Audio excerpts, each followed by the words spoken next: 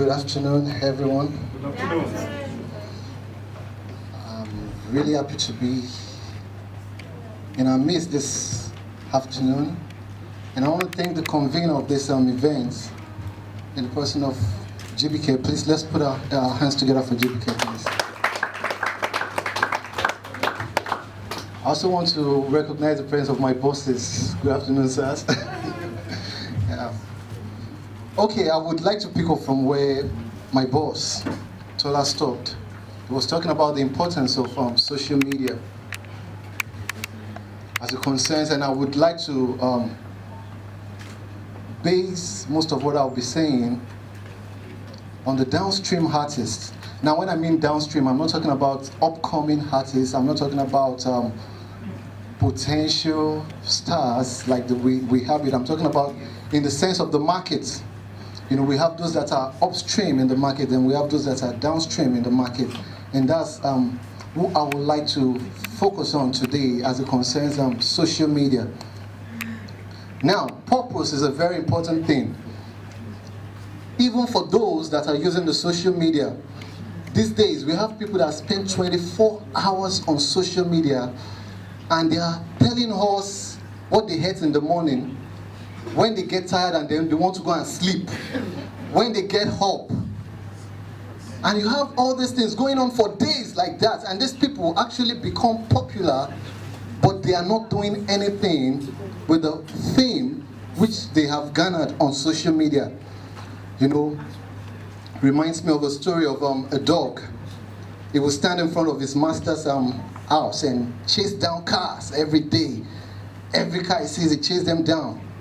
And a neighbor said to the owner of the dog, "Don't you know this thing your dog is doing can actually terminate the life of your dog?" And the master replied, "I'm not as worried about the dangers in what he's doing, because actually you have to take risks." But the master was like, "What will he do when he eventually catches one of these cars? What will he do with it?" Apparently nothing. Is he going to hit it? Or will he be able to kick the car? It doesn't have any purpose. So Miles Morrow said something that if purpose is not known, abuse is inevitable. If you do not know the purpose for which you're doing something, there will be waste. You would waste resources. In this in this context, you would waste data. You would waste time, because you could actually spend that time to do something productive. You would waste money where you could actually get, you are spending and you are not getting anything back. I don't have a problem with someone being on social media 24 hours. I mean, what I do is on social media and it's 24 hours.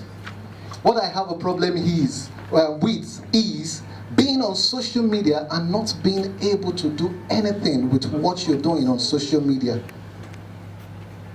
Social media is very important, and I should know. I started off my site, SelahAfrik.com, from a broken down BlackBerry tool. I mean, I literally have to rub the surface of this BlackBerry because it was bald, that was common then.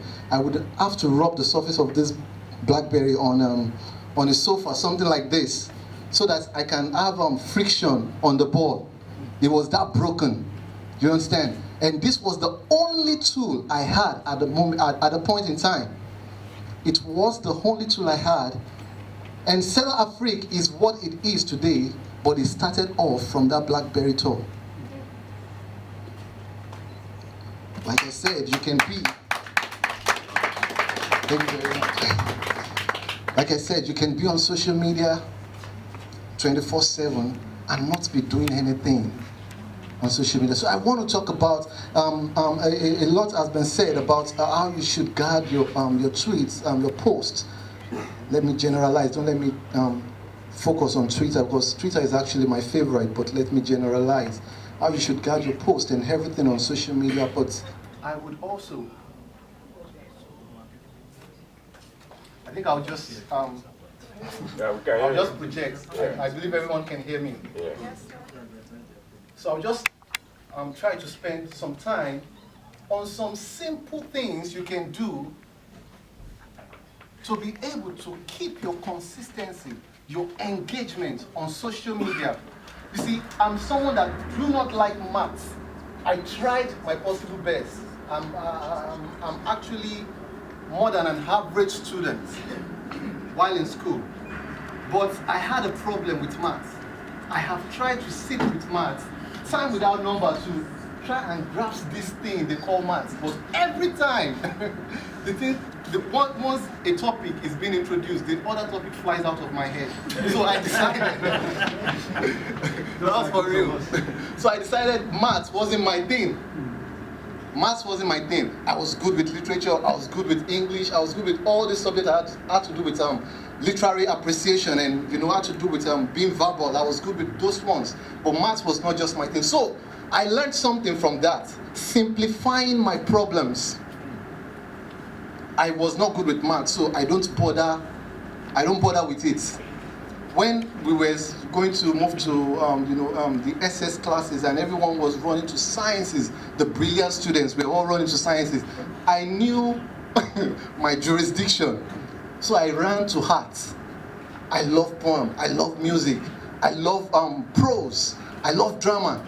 So I just ran to art, and everyone was like, you were too brilliant to be in art class. I mean, you should be among those. I'm like, there is nothing I can do if I should sit among them. I would look like someone who do not know anything. So please let me be in art. And that's what I want to do here today again. I want us to simplify some basic things you could do to improve your engagement on social media. Now, don't forget, I was talking about purpose when I started. The fact that you want to engage on social media is because you are an artist. It's because you're an artist. You need a tool. Now, importance of social media to music today. First of all, social media has removed the problem of logistics from music today. In the sense that when music, when it started, when music was starting to get on the media, what we had was this traditional form of marketing whereby the artist record the song in the studio and then takes the song to the marketers, to the media houses and all that, and then there is a lot of expenses in that regard. There is a lot of expenses. So social media has brought about a congregation of people that are thinking the same thing about a particular song, so that an artist can have a following, a fan base on social media, and then feedback is very direct. Feedback is very direct because of social media. That's another point. That's another point in the importance of social media. Feedback and fan base. You can actually be able to like at a glance, be able to tell that, oh, okay, this particular artist or this particular song is becoming more popular. What about distribution, marketing and distribution? Please, I'm not checking my time, so once the time is going, please let me know. Distribution and marketing. Social media has helped the downstream artists, for the upstream artists who have to go look for a marketer because they've promoted the song to a particular place where you can actually now say, okay, it is time to market the song. The downstream artists too can go on these virtual portals such as the Amazon, the iTunes, Spinlet and the likes, and be able to market their song. So there is a lot of leverage because of social media. There are a lot of leverage because of social media. Now, all these tools are there, but some of us still don't know what to do with these things.